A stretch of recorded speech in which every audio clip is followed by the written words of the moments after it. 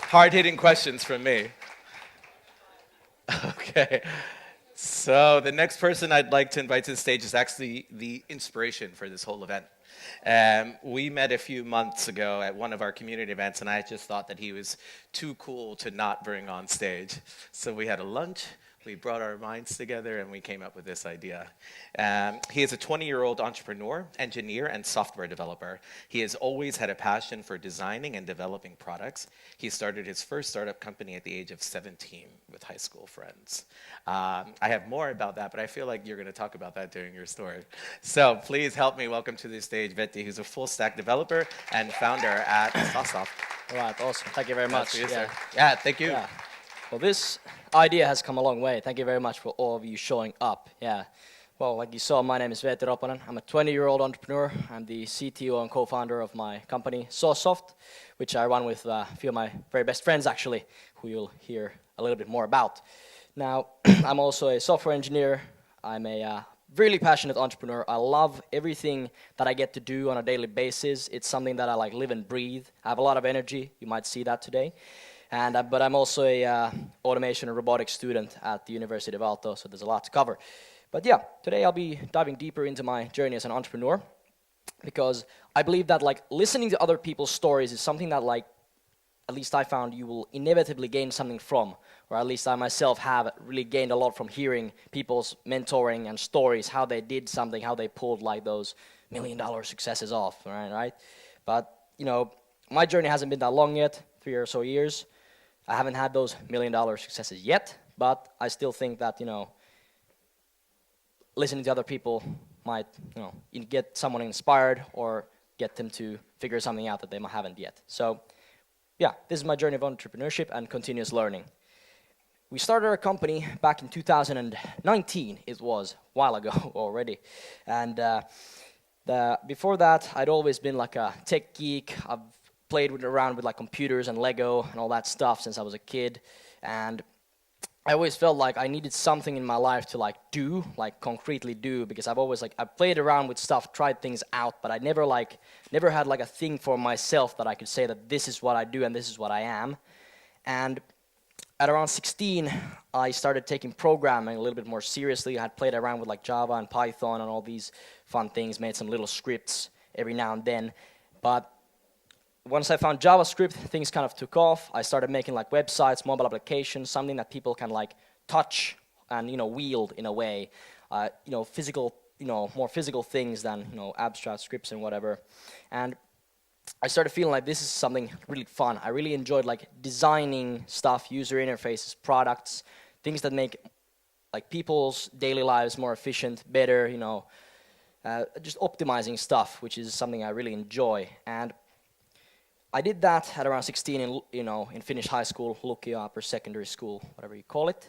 And by random chance, around that time, I was in the hallway walking, and I hear someone talking about founding a company.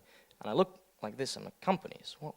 I've heard about those, I've seen them everywhere, but I don't have one. And that sounds cool, so I just want to say, sorry, like, did you say company? And my future co-founder, and actually one of my really like greatest friends, Janus Joenpolvi, said like, yeah, we're setting up a company, do you want to join? And I was like, whatever you're doing, please let me. And that's, you know, where it all started. My friend Miro had this idea for that, well, my future friend Miro had an idea for this mobile game. It was an adventure game set in the city of Helsinki where you could go around the town finding clues and winning real-life prizes. So you could get like, I don't know, like Red Bull, whatever we had on the sponsorship menu at that time. And well, when we started that, we were really like, oh, we're gonna make a game, we're gonna get everyone in the school involved, it's gonna be the best thing ever. Well, we didn't really think about the business model for that much because, you know, we just wanted to make a game. We were kind of young then and all that. So business-wise, it wasn't like the best idea, but we still went really hard on it. We got some coders who are actually still with us today, some of the smartest people I've ever met, but we got them on board, we built this app, and then we basically started getting demos, asking people how it feels and everything, doing all this like testing. We tried to learn like basically how to build apps at the same time because none of us had really done it before. We were like we did small things, small websites, but the whole fully fledged app on Android, iOS, complicated thing. So basically, we started doing that, and somehow we were able to like get it going, working. Actually, we held a demo day and everything at our school. And we actually also won the 2019 4-H youth business competition with it. We were really excited. We got some money in the bank, a few grand. We were able to pay off those server costs, which were kind of a pain when you're like, 16, you don't work, and you're sort of, how are you going to handle those? And then, we were actually after that, even more incredible thing, which was we were able to apply the QS Accelerator as the youngest team ever, and we actually got in, and we just couldn't believe our eyes. Some alumni here probably today, and we actually couldn't believe it because we were like in this group of people who are like all adults. And I remember like one of the first events we went to, and it was like I went up to someone and I'm like, oh yeah, Veetina, what do you do? And they're like, yeah, I'm like a medical eye doctor or something. I'm like, oh, okay, I'm in high school, how are you doing, And then it was kind of scary at start, but we did the program, and we sort of we just went through the program. It was really great. We were like able to like talk to so many incredible like founders and people in the community there, and we just wanted to be like knowledge sponges, soak up everything they like had, because we were like we just want to know as much as we can, because we're still young. We had this app and we sort of don't know how to code, but like sort of the business end of things is kind of not looking too good, and we want to know more about that. So we took like 20 meetings with different mentors and rebooked their time. Probably annoyed them a little bit too much, but we were young and everyone wants to help young people, so we got a lot of mentorship. We learned a lot of things through that program, which otherwise we wouldn't have at all.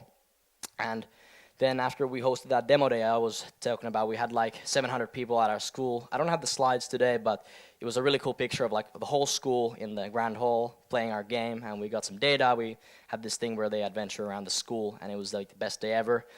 And we sort of realized then, at that point, once we've got the mentorship for the business models and all that, that okay, this is really hard to turn into a profitable venture. So we played around with the numbers and the Excel sheets, and just figured out that okay, this is going to be really hard, and it's going to require millions of dollars of funding to actually properly do. So we were kind of sad, because we were realistic, and we thought okay, this might not be the thing. We need to figure out something else. And then we figured out, okay, we're young. What do all young people do in their free time?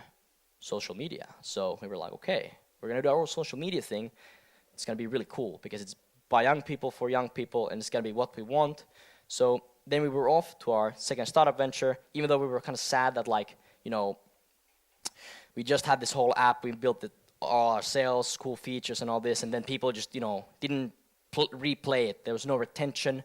And we were really sad that we couldn't continue it, but at the same time we were really happy because we found out something that we liked to do, and we got to do it, and we saw that there, even though this time we didn't make it, there's always a next time. And then the next time was we pivoted to a social media application called Boogie, which was a location-based social media, like a hyper-local social media, where people could post like video challenges online, participate in them, and win real-life rewards again from them. And during the rest of the QS program, we basically we pivoted, we built the whole thing, MVP, everything sorted. We launched a social media campaign at the same time, and we were able to get I think it was over 8,000 followers in less than 2 months by just posting funny videos of us doing coding our app, our day-to-day lives, being young startup founders.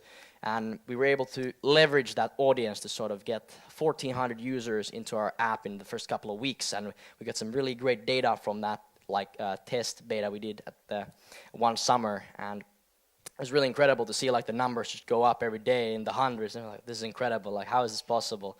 We thought it's going to be the same thing again with Boogie and No Hunter, which was our previous product. But yeah, it worked out really well. We got some good data. Then up next was something that we later conquered, but that's getting an investment. It was a next big thing. We needed to compete with Instagram, TikTok, Facebook, all these other social media apps. So we needed the video editor, we needed the AR filters, we needed everything like that. So 20 coders in the house to make all this stuff, which was just we could have done it, but there was too many things to work on. Once it kicked off, so we tried to apply for some funding. But nobody was really crazy enough to hop on board like a couple of 18-year-old guys making a social media app in Finland. So that was, we tried, but it was okay. We got some good feedback, but unfortunately, like, we couldn't secure the funding, and that was okay because also we had another thing in life coming up to us in the face that was like, we basically didn't go to high school almost at all. We just, we built our apps and had fun together and, sat at the back of class doing pitch decks and whatever. So we didn't really study for the exams, and we realized during that time when the founding round started to like stretch out a little bit, that we really need to like succeed in also in like education, because it's important to get into university and, get smarter and learn more things and meet more people who are also smart. So we decided that, okay, because of that, we're gonna like focus on school for a while now, since we sort of loaned that time from when we were building the mobile apps and the games and stuff. So we did school, we got into university, and right after that, obviously in Finland we had the Finnish military conscription coming up, so we did that as well, which put us offline for like another year as well. And during the military it was pretty rough, because military and all that, but at the same time, I couldn't keep my mind off one thing, and that was like, what are we gonna do next? Okay, our social media with Hunter, Boogie, and all this kind of died. Okay, no problems. Next thing again. We gotta do the next thing. It's what we iterate, we continue our path, and let's figure out the next thing. So what I did was I looked into more technologies, I programmed more, I tried to learn more design, programming technologies, and at the same time, looking into like operations of like how different startups and SaaS companies work, how they've been like founded in a way, what made the original founders like, come up with the applications, and how they managed to be successful in their, domain of knowledge. And at one point, we realized with Janus and Miro, we realized that, okay, something ironic happened, which was when we pitched the Boogie social media app to one of our mentors, he basically he looked at it like the same way he looked at like Hunter. It was like this, and he was like, okay, guys, you seriously just need to stop making these goddamn game apps and start earning some money. And we were like, okay, maybe it's time to do that. So basically, then after that, we looked into a lot of the technologies and how things work in the SaaS world, properly. And we realized, okay, we have coders here, which we managed to get for our previous projects. So how about we just together start building products for other people, now that we sort of like went the hard way of building a couple of products and, learned all about how the business models and everything works. So that's what we started doing. As soon as we got out of there, the military, we started building products for other people. We had a great network of like SaaS companies in our LinkedIn and all that, because we had been like in all the events and stuff like that during our startup days. Then we got some customers right off the bat. It was super amazing. Like the start was really fast. We got like kind of ahead of the curve there in the beginning, and we were able to get some really good projects in the beginning, like started off strong, and we started growing our company, making good processes happen, got more mentoring from other founders who've done the same sort of software development consultancy that we do now. And that's what we do now. But, our ideas have changed quite a lot, as you might have noticed during the couple of years. But there's been a couple of things that like stick with us since almost the beginning. And that's like the mindset we had is like, okay, we won't give up, because like we think that with like this group of people we just work together for ourselves and like to the whole group. So we work together to try to succeed, not only for ourselves, but for the whole group as well. So we work together sincerely to not only succeed personally, but succeed as a group of people, because we have this incredible team of like business people and also programmers who are really talented. And we just have to like find the right thing. And again, third try, the charm, probably, hopefully, we'll see. And we try to do that right now with this current idea. So it's sort of been this like philosophy through the whole way that we work together, not only for ourselves, but the whole group, because that way we're stronger together. And and we sort of saw that it's quite important for this type of situation we have. Like we go to university, we study, we have a lot of clients, we have to keep up to date with everything that's going on, precisely because people's products are on the line, right? We have to build them. So it's been really important that like our founder relationship is really on a solid foundation, that we can trust that everybody pulls their weight regardless of the situation and helps the other people out in case of that need. And not that like if I do something for Janus, it's not like Janus thinks like, oh, I got him to do something, and I don't have to do as much work as I have to. But it's more like, okay, I'm helping him so that he can help me at the time, and we can all succeed together. And it's this like nice, like community of people, just trying to build cool stuff. And yeah, that's basically what we do right now. So we build the mobile apps, the websites, the cloud computing solutions, UI designs for other people, and yeah, we're really glad that we can work with so many incredible people nowadays. It's been quite cool to see, because we get to see sort of behind the curtain in different industries, whatever it might be, and we get to work with amazing people who've come up with like products from like R to B, research backgrounds, business to business backgrounds, B2C backgrounds. We sort of get to see like in detail and more closely how it actually works also behind the scenes, and not just through mentoring and stuff like that. So yeah, we're more hungry than ever to build more cool stuff, and that's basically the story so far. Thank you for listening. Hey, let's give a huge, huge round of applause. Stay on stage. Yeah. It's not easy being the inspiration of an event, right? So please, another huge round of applause. All right. Thanks. So as you saw earlier, I like the hard-hitting questions. Right? Yeah. So, would you rather swim with sharks or skydive? Definitely skydive. Like, I'm afraid of heights, so it might be a bit difficult. But like sharks are kind of deadly.